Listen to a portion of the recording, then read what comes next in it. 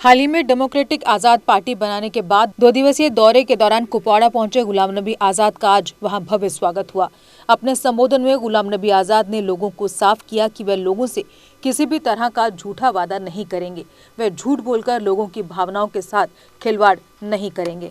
अपने संबोधन में उन्होंने कहा कि मैं धारा 370 को वापस लाने का वादा नहीं करता, मैं इसके लिए प्रयास कर सकता हूं। जम्मू कश्मीर पिछले 5 साल से आर्थिक संकट से जूझ रहा है।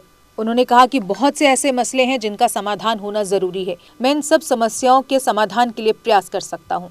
उन्होंने जोर दिया कि मैं लोगों से झूठे वादे कभी भी नहीं करूंगा। मैं कभी झूठ नहीं बोलता, मैं वही बात कहूंगा जो मैं कर सकूंगा, जो नहीं कर सकूंगा उसको मैं वादा नहीं करूंगा। मैं ये कह सकता हूं, मैं जद्दोजहद कर सकता हूं कि स्टेट वापस आ सकती है। मैं ये वादा कर सकता हूं कि जमीन पे सिर्फ जम्मू कश्मीर के लोगों का हक हो और यहीं के लोगों का 370 लाने की मैं कोशिश कर सकता हूं, लेकिन हमारे हाथ में नहीं, मरकजी सरकार के हाथ। मैंने की, जब तकरीर मैंने सुनी होगी, मैंने 370 कर दी, सुनी है, मैंने सर फोड़े, लेकिन कुछ नहीं निकला। कोशिश और करें।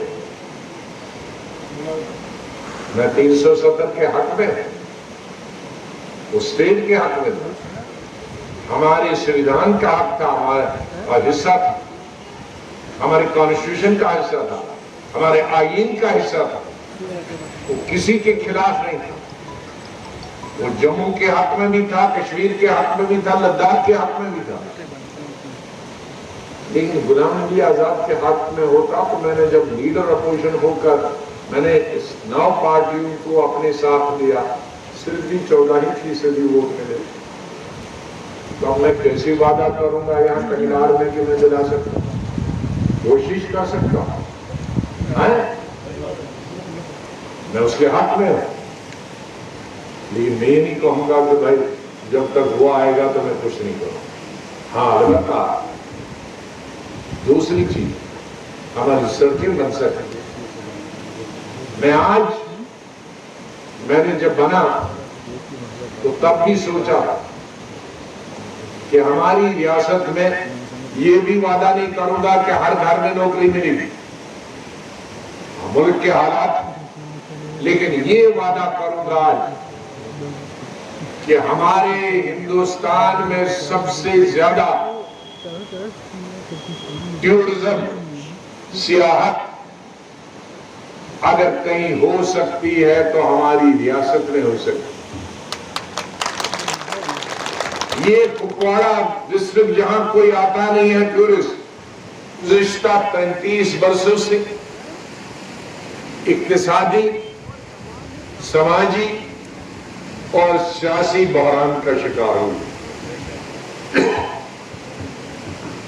गुज़िश्ता 35 वर्षों से मिलिटेंसी का जो दौर आया,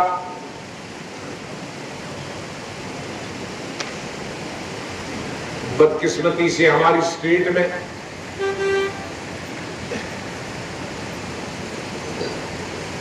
वो मिलिटेंसी का दौर जो आया,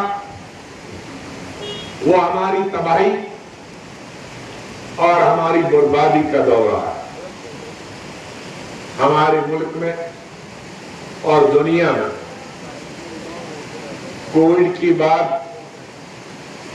जो हालात हुए, हमारी इंडस्ट्रियां बंद हो गई, फैक्ट्रियां बंद हो गई, नौकरियां मिलना बंद हो गई, बल्कि जो नौकरियां करते थे उनको भी निकाला गया।